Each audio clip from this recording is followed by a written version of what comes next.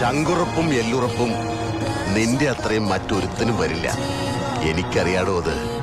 കാട്ടുകൊമ്പനോട് മല്ലയുദ്ധം പാടില്ല, വാരിക്കുഴി ഒരുക്കണം. അതാണ് ബുദ്ധിയുള്ള മനുഷ്യന്റെ വഴി.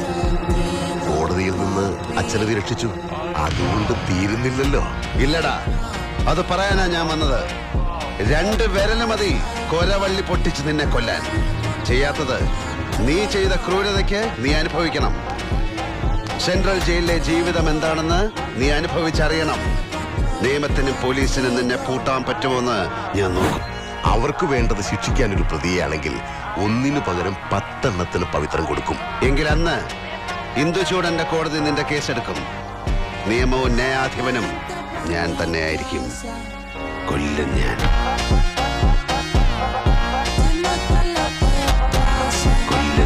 6 വർഷത്തെ ഇടവേള കഴിഞ്ഞ് ഇന്ദുചൂടൻ വന്നിരിക്കും.